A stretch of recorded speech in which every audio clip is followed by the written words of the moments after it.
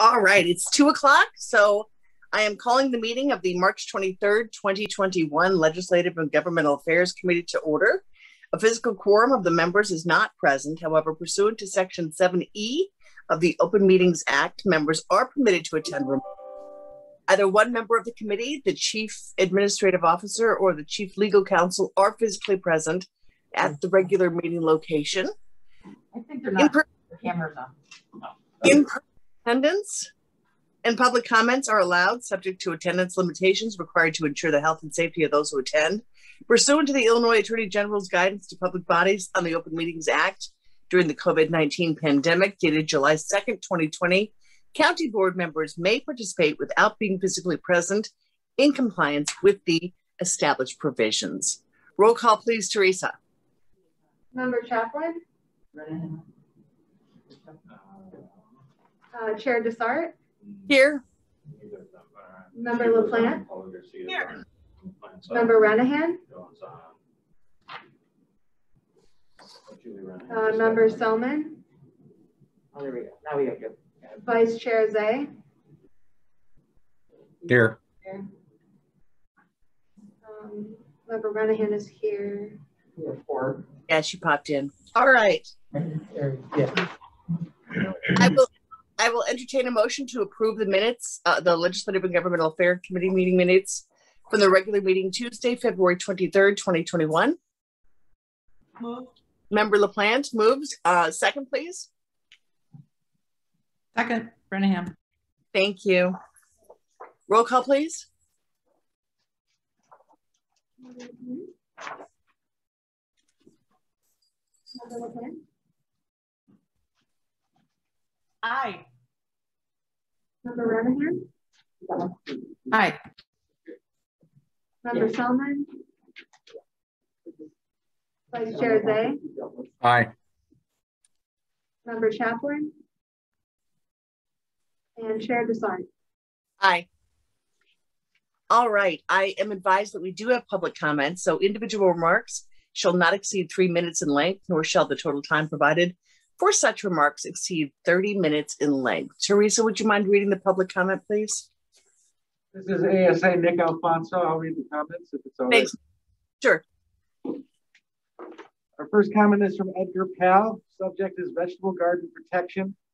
Comment is as follows. I am thrilled to see that the Legislative Committee is considering whether to support SB 170 and HB 633, which would enact the Vegetable Garden Protection Act. This act will ensure that all residents have the right to garden in their homes, subject to reasonable zoning regulations of a general nature. I hope that the committee will support these bills.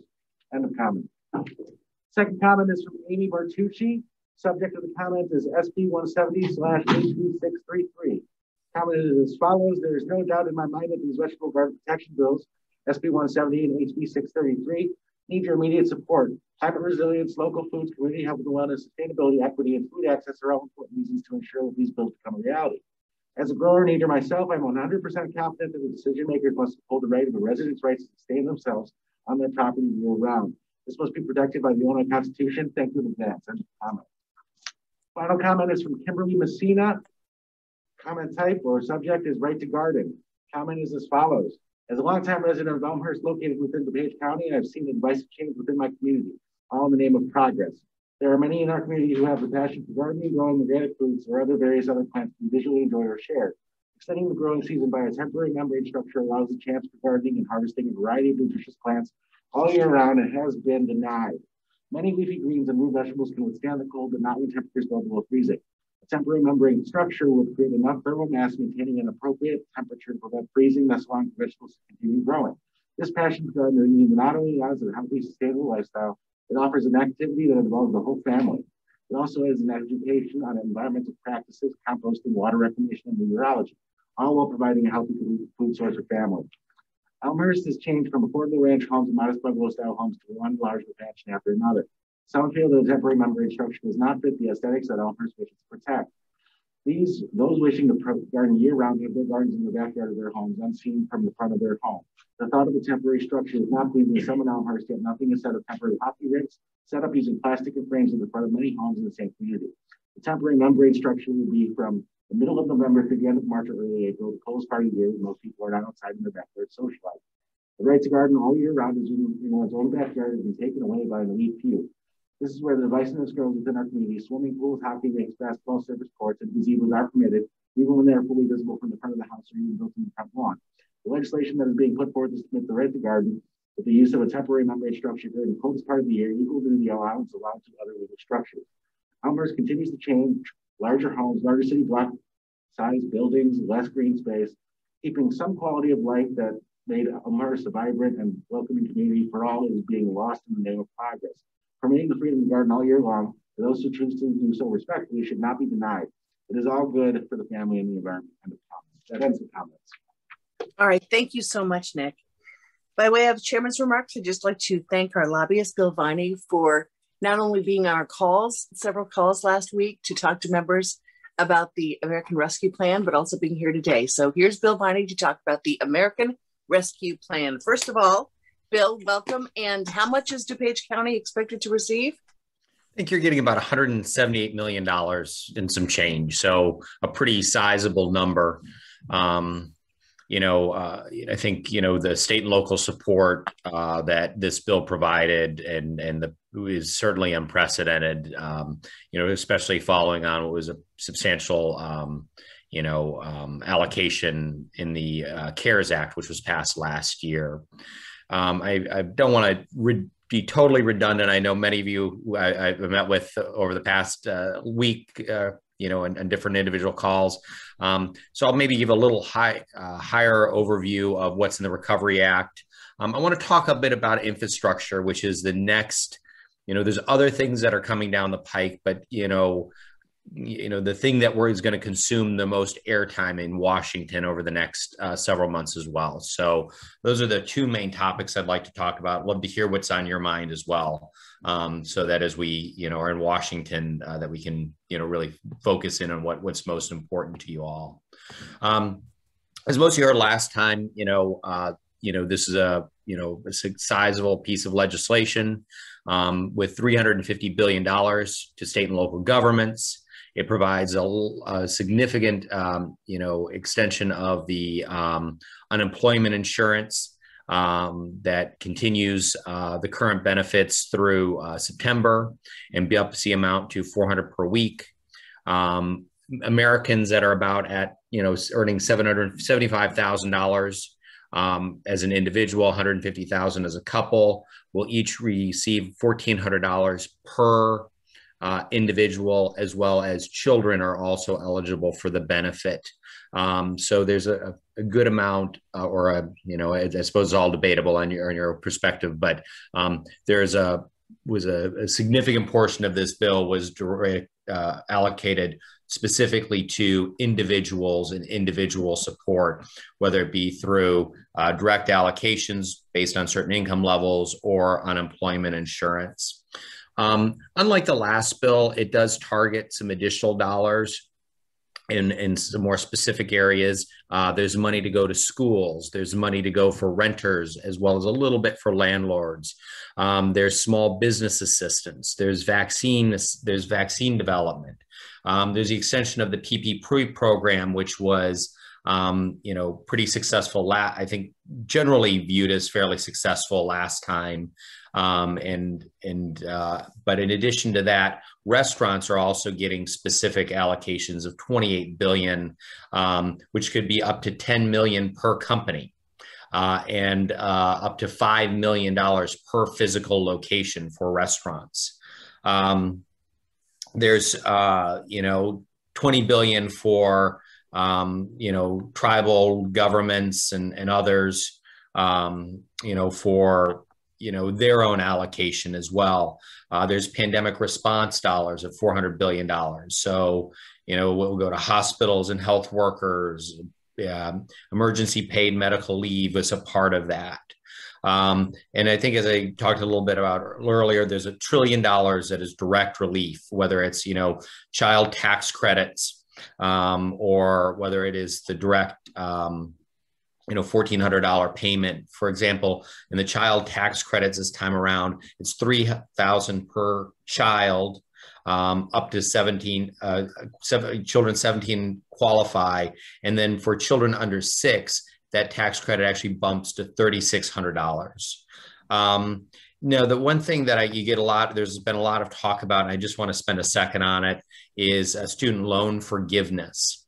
There's not student loan forgiveness in this legislation, but there is a provision that basically says that if student loan forgiveness is enacted anytime before 2025, it is not deemed as a taxable expense. That's important to a lot of families in the sense that had student loan forgiveness been enacted prior to this legislation, those receiving that loan forgiveness would be taxed on that loan forgiveness as income. So that changes for any loan forgiveness, which happens through 2025, which you've heard the president and other members of Congress talk a lot about. I can't tell you it's going to happen, but it is something that is, has gotten a lot of attention. On the state and local dollars, unlike last time, basically every level of government is receiving direct allocation, whether you are a city above 500,000, which was, or city or jurisdiction or county above 500,000. In the CARES Act, you received an allocation. This time around, every jurisdiction gets an allocation. If it's, there is a bit of a change though. Some will receive it directly. Anyone above 50, any city or community above 50,000 will get their allocation directly from the federal government.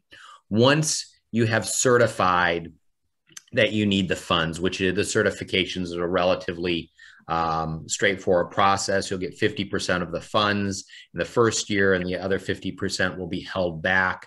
The states below, or the local entities of government less than 50,000, though, their money will flow through the states and the states to them.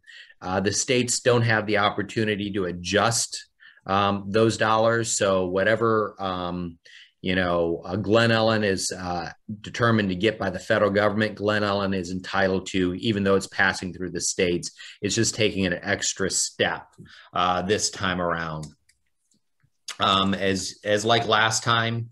In addition to this, there's also a good amount of money for broadband in this bill, about $7.2 billion for connectivity, really for schools, libraries, and others, remote areas, rural areas. There's some cybersecurity money, and there is some money for just other IT and broadband programs. So that's the kind of a high level on the rescue plan, which was enacted. Again, the county this time around does not have to share its money with anyone because every jurisdiction within the county, with the exception of the townships, are going to be eligible for their own direct allocation. So Glen Ellen, Naperville, Wheaton, Lombard. I don't want to forget anybody's constituents, but you get the idea. West Chicago, everybody is entitled to their own allocation this time around. You have the ability to share with nonprofits. You have the ability to, you don't have to spend your money until, you have 4 years to spend this money. So unlike the CARES Act, which originally had a deadline of basically the end of last year to have all the money out the door, you have 4 years to spend this money. This is not reoccurring money. Once this money is gone, there is no more money. I would just warn, I've done this for, a while now, back when I had a full head of hair. But I've never seen anything like this. And I've certainly never seen anything like this happen 2 years in a row. Even when you look back at the recession that we went through several years back, the recovery packages were nowhere near this size and scope. So just my one caution would be, I would advise you that I can't predict you're going to get anything like this, which you'll have a fairly broad latitude in how you can spend these dollars. It has to be COVID related. It can be infrastructure. It can be a number of things. But if you start, hiring new personnel, know that once this money is gone, or at the end of 4 years, if it's not spent at the end of 4 years, you have to give the remainder back. There is no more reoccurring, and the county would have to absorb those reoccurring expenses. and that sort of ties in, and I just want to touch real briefly. You're hearing a lot of talk about the infrastructure package. And infrastructure is something that, the House and Senate are beginning to work on literally today in this week with some committee hearings. You've had committee chairmen begin to talk about their frameworks of what will be included. And you've heard many things. And most of those things right now are speculative. Some of those because there's a big question and there's a political divide that you'll see in Washington. And that divide doesn't come over the idea so much of whether there needs to be spending on infrastructure, because that's a fairly bipartisan, concept. Really, it comes down to, as it always does, the details.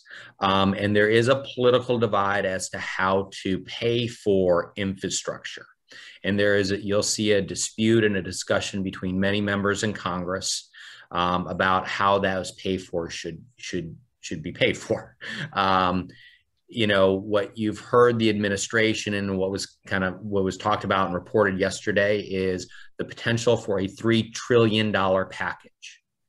And things that will be included in that package are things that we would consider infrastructure, normally think of as roads, bridges, wastewater, drinking water, but it includes broadband and technological infrastructure, healthcare infrastructure, and other components. The part that has become controversial is how to pay for that. And that is, what's being talked more about are the revenue raisers. And when we talk about revenue raisers, it could be gas tax, it could be tax increases. And so the question really about how this bill or how this legislation unfolds will really be about how revenue raisers are attached to or not attached to, the infrastructure bill that could be coming next. I want to highlight this because this infrastructure bill, well, I tell you that what you've seen the past 2 years is unprecedented. This infrastructure bill could be unprecedented. I would not recommend the county start, laying road based on a possible infrastructure bill today, but this could be another opportunity. And I'll be communicating with Cheryl and you all as the leaders of the legislative community and our legislative committee about what's how this process evolves, because there may be some opportunities for programs like Western Access, or I know you have a lot of individuals still on well water that you'd like to get off of well water. You've got septic issues, you've got flood control issues. So I'll be communicating about what opportunities we have in this legislation in the next coming months. I think there could be potentially several. I think, but that's kind of the high level, and you'll start to see some more specifications come out really from the White House, I would expect in the next day to several weeks. And then from the committee, more details from the committees going forward. One thing I neglected to say is on the rescue plan funds, we are still waiting for formal Treasury guidance. The hope is it'll be a smoother process this year than it was last year. Last year was a challenge, to say the least. There were, things we were told we could do, and then, a couple weeks later, we were told we could no longer do it. There were things told we couldn't do that they changed their mind, decided we could do later on in the process. Treasury has had the benefit of doing this once before.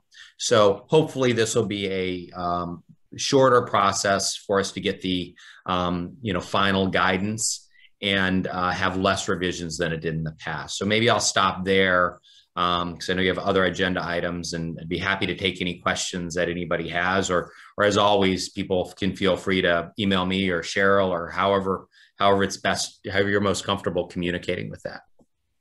Thank you, Bill. Questions from the committee?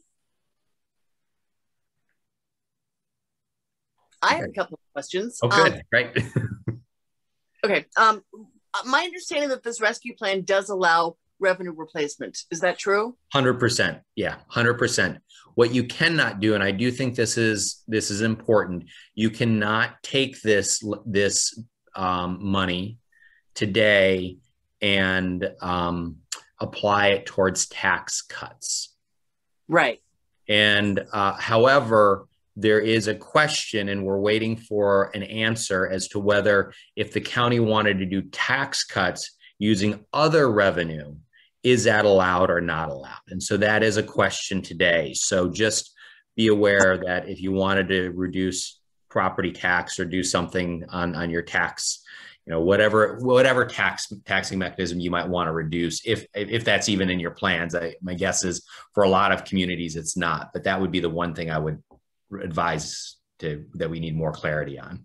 Gotcha. If we're probably going to have a meeting coming up. Our meeting last year where we got the CARES Act dollars was 6 hours long. Talked about ideas on how to spend the money. So I assume we're going to have another meeting coming up. But with the CARES Act money, and we started that small business fund, we included restaurants and bars. Would your suggestion this time to not include restaurants and bars because they're getting their own separate chunk of money, or should we continue to pump money into them as well? So, you know, you all are the decision makers. You all are the brave people that put your names on the ballots every 2 or 4 years. I guess it's 2 years for you guys this time, but, you know, so I'd never tell you not to do something that you thought was important to your constituents. But as you're making decisions, because so many other groups got direct allocations in the rescue plan that did not get direct allocations in the CARES Act, it's probably helpful in order to stretch those dollars farther to really get a good feel about what are other industries or groups or communities getting directly from the federal government, and can you stretch your dollars and spend them in other areas would probably be good advice. Unlike the CARES Act, where it was mostly like, hurry up and get PPP out, get, you know, PPE out, get, right. You know, testing out. I understand that this rescue plan is more of, it's to revitalize the economy, revitalize tourism and that sort of thing. So in that spirit, I know last year I bounced a couple of suggestions off of you, and I asked if these were allowable. The Small Business Fund was one of them. Mm-hmm. But here's an idea that I saw. I read an article about, this is regarding revitalizing tourism. Mm-hmm. So in Santa Rosa, California, they decided to give everybody who booked a hotel room a $100. And they found they didn't think $100 was going to be enough to really bring tourism back. But in fact, it was a huge success.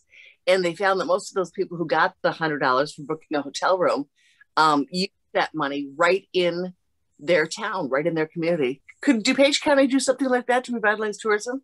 So I would want to see the final guidelines first, but based on the way the legislation's written, I think the intent was, you know, you can provide direct subsidies to individuals.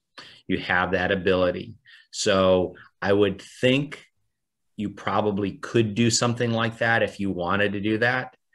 What you could not do, probably, and what I feel less comfortable with is if you wanted to, you probably couldn't give the hotel a tax credit. You know, you couldn't rebate the hotel and lodging tax, which you do have in DuPage County, correct? Yes. No, you don't have. Okay. We don't. Jim, are you saying no? I don't think the county has a portion. I don't think we do not we don't have a lot of unincorporated hotels. Okay. All right. But again, you couldn't use it to offset a tax, but you most likely, again, we still want to see the guidance, most likely couldn't do that. I feel more comfortable with what you've suggested because it's a direct payment to an individual. Yeah. And that money would stay right here in the county, most likely. I know we talked about revitalizing tourism last year, and I was one of the members who thought it was too soon because we didn't have the vaccine. Right. But I think by this summer, certainly by the end of summer, we'll want to start bringing people back to DuPage County. Any other questions, folks, from the committee? All right, Bill, thank you so much for your time. Really appreciate it. We'll stay. Always great to see you. Thanks for having me. Thank you. Bye-bye. All right. I learn so much every time I talk to him. I just love it. So action item, I will entertain a motion to approve the draft DuPage County key bill list. So moved. So moved by member LaPlante, second. I think this group needs a nap this afternoon. So can I get a second? Anybody? Second. All right. Thank you, Member Zay. Any comments about the bill list? Yes. Member Rutledge. Thank you, Chairman. I'm not on this committee, but I understand that you guys are going to talk about the Right to Garden bill today. And personally, I support that legislation. I'm going to hope that my environmental committee will also support that. But I just wanted to chime in that I think that, gosh, in light of the pandemic, it's kind of the whole chicken thing. People can produce their food and protein right in their own backyards. And if we can extend that growing season, I'd be all for that. So just wanted to give my 2 cents about that. Thank you. Thank you, Member Rutledge. Any other comments about the bills list? Member Garcia. Thanks, Chair DeSart.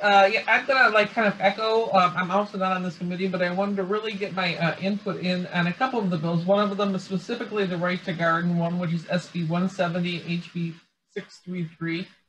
I think we've learned through this pandemic that we should all be able to have the right to actually grow our own food. I think that that's something that has become vitally important right now. I know as the chair of the township garden in Lisle here, we are, if we could grow it all year round, if the weather would allow, we would be doing that because the people really desire the food that we grow for them. So I know that this has been going on for like 5 years, and I think that this is something that has come to time that it needs to be done. The other one I wanted to talk about real quick was the Behavioral Health Center, which is HB 1809. I think that I speak probably for everybody with this pandemic. I mean, we are desperately in need of a behavioral health center to deal with a lot of the issues that are going on here in DuPage County. So I really hope that this committee and all the members will support it. So thank you. Thank you. Member Renahan? Thank you, Chair DeSart. A question just in terms of procedure. This says a draft bill list, and I mean, this is extensive. Are we taking this down to say 10 items as it's been done in previous years, or how's this going to go? I can address that. Actually, there's been 7,000 bills introduced this session in Springfield, and because of the pandemic, they're moving almost all of them, which is very unusual, out of committee and onto the floor and all these big consent agendas, because normally after the first committee deadline, which is this Friday, 2/3 of the bills fall off. So it gets a little bit easier to focus your efforts. I try to keep this list short, believe it or not, just because I'm tracking about 700 bills, but you're right. The purpose of this list, I mean, many of these bills fall under the broad categories of the state agenda you've already adopted, but I wanted you to see this language. So what this enables our lobbyists to do, not all these bills will move forward, but the ones that do, he can slip in favor or against and can have conversations with our legislators about these bills. After this Friday, they go on a 2-week spring break. So when they come back that week of the 13th, I will take this list and anything that's still moving on this list, I'll cut it down to, a 4 or 5 page legislative update that I send to our DuPage legislators every week. And considering, I mean, it's 6 pages right now, so you figure some of these bills will fall off. So if it's 4 to 5 pages, our legislators previously, they were fine. They don't want us to send them 10, 12, 15 pages of bills, but if it's, 4 to 5 pages, they're okay with that because they want to know what you feel about a lot of these topics. So that's why this is kind of an initial list. Some of these bills will fall off. They won't meet deadlines. They get amended, they change. We'll be adding new bills as amendments are filed. So it's really in flux at this point, but it's kind of our initial list. But every 2 weeks, I'll be bringing you a different list probably. Thank you. Thank you. Other questions? Vice Chair Zay. Thank you, Chair DeSart. I had a couple questions. HB 120, Can somebody explain this to it? I mean, I tried to read it, and it amends the school code and various acts. I mean, last time I checked, we're not a school district. Is there a reason why we're putting on support on this? Just seems outside of our scope. It historically is. Member Covert asked me to add it. It was an Illinois Muslim Alliance initiative. And so she asked me to add it. So that's why I added it. So okay. Another example would be probably House Bill 16, the autism coverage. Typically, we don't weigh in on different bills outside of county government, but Member DeCiani asked that we add that bill. A lot of the bills on here, and then the next bill, House Bill 270, Chris Schneider asked me to add that sidewalk construction. So pretty much every bill on this list, either a member, like Member Chaplin has really supported their, the right to garden over the years, the clean energy bill. If the bills don't deal with our daily county government operations, it's because a member has referred it to me to put on the list. And you can certainly vote over, they just asked me to put it on the list. So I did. Member Chavez gave us the emergency housing assistance, HB 2775, and asked us to put that on the bill. So if a member wanted us to put something on the bills list, we did. Okay. I did have a question on the vegetable gardening protection. Can we get a write-up from our staff on that? I mean, I just see when it says it limits home rule powers, I'm afraid we're going to start stepping on toes of municipalities. I mean, can we get what we're allowing in the unincorporated area and what they're looking to limit home rule powers on? I mean, because I heard public comment, most of that was from Elmhurst, which the vast majority is incorporated. So, I don't want to see us getting into a fight between municipalities and the county on these.